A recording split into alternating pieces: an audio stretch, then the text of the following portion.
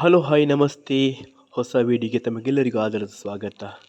ನಾನಿವಾಗ ಚಿಕ್ಕಮಗಳೂರು ಜಿಲ್ಲೆಯ ಕಡೂರು ತಾಲೂಕಿನ ಸಖರಾಯಪಟ್ಟಣದಲ್ಲಿರುವಂಥ ಒಂದು ಪ್ರಸಿದ್ಧವಾದಂಥ ದೇವಾಲಯ ಶ್ರೀ ಗುರು ಕಲ್ಮರಡಿ ಮುರುಳಸಿದ್ದೇಶ್ವರ ಮಠದಲ್ಲಿದ್ದೀನಿ.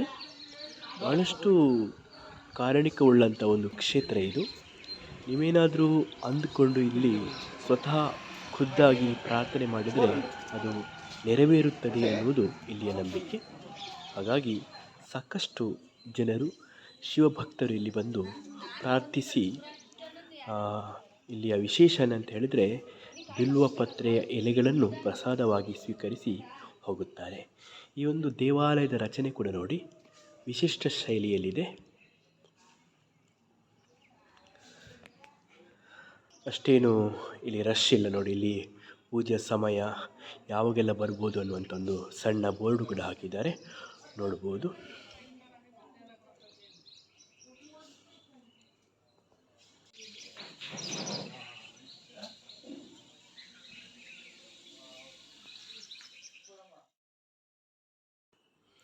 ಶಿವನಿಗೆ ಅತ್ಯಂತ ಪ್ರಿಯವಾದಂಥ ಎಲೆ ಅಂತ ಹೇಳಿದರೆ ಅದು ಬಿಲ್ವಪತ್ರೆ ಎಲೆ. ಹಾಗಾಗಿ ಶಿವಪೂಜೆಯಲ್ಲಿ ಯಥೇಚ್ಛವಾಗಿ ಬಿಲ್ವದ ಎಲೆಯನ್ನು ಬಳಸಲಾಗುತ್ತೆ. ನೋಡಿ, ಈ ಒಂದು ದೇವಾಲಯದ ಮುಂಭಾಗದಲ್ಲಿ ಬಿಲ್ವಪತ್ರೆಯ ಒಂದು ವನ ಇದೆ. ಎಲ್ಲ ಕಡೆ ನೋಡಿದರೂ ಬಿಲ್ವಪತ್ರೆಯ ಮರಗಳು.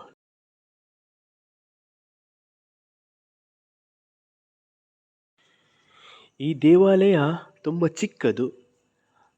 ಮೂರ್ತಿ ಚಿಕ್ಕದಾದರೂ ಕೀರ್ತಿ ದೊಡ್ಡದು ಅಂತ ಹೇಳ್ತಾರಲ್ಲ, ಹಾಗೆ ಈ ದೇವಾಲಯ ಚಿಕ್ಕದಾದರೂ ಕೂಡ ಇಲ್ಲಿಯ ಶಕ್ತಿ ಮಹಿಮೆ ಅಪಾರವಾದದ್ದು. ಹಾಗಾಗಿ ಇಲ್ಲಿ ಸಾಕಷ್ಟು ಭಕ್ತರು ಬಂದು ತಮ್ಮ ಮನದ ಇಚ್ಛೆಯನ್ನು ದೇವರಲ್ಲಿ ತಿಳಿಸ್ತಾರೆ. ಹಾಗೆ ತಮ್ಮ ಆ ಒಂದು ಇಚ್ಛೆ ನೆರವೇರುತ್ತಾ ಇಲ್ಲವಂತೇಳಿ ದೇವರು ತಮ್ಮ ಮೂರ್ತಿಯಲ್ಲಿರುವಂತಹ ಹೂವನ್ನು ಬೀಳಿಸುವುದರ ಮೂಲಕವಾಗಿ ಅವರಿಗೆ ಅಪ್ಪಣೆಯನ್ನು ಕೊಡ್ತಾರೆ. ಹಾಗಾಗಿ ಸರತಿ ಸಾಲಿನಲ್ಲಿ ಸಾಕಷ್ಟು ಭಕ್ತರು ಈ ಒಂದು ಅಪ್ಪಣೆಗೋಸ್ಕರವಾಗಿ ಕಾಯ್ತಾ ಇರ್ತಾರೆ. ಇದು ಇಲ್ಲಿಯ ವಿಶೇಷ.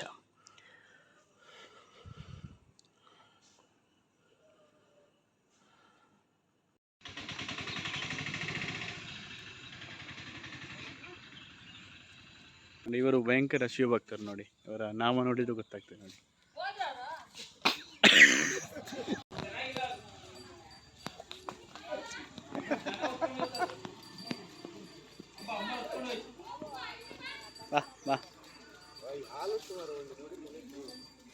ಇದೆಲ್ಲ ದೇಶಿ ಅಲ್ಲ, ಜರ್ಸಿ.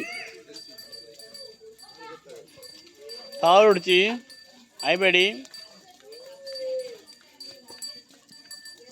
ಏನಿಲ್ಲ ಏನಿಲ್ಲ. ಹಾಂ ಹಾಂ,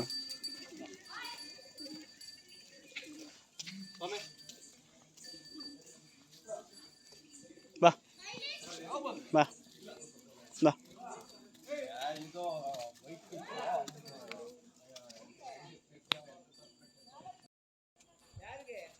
ಬಾಯ್ ಆಯ್ಬೇಡ ಆಯ್ತಾ, ಏನಿಲ್ಲ.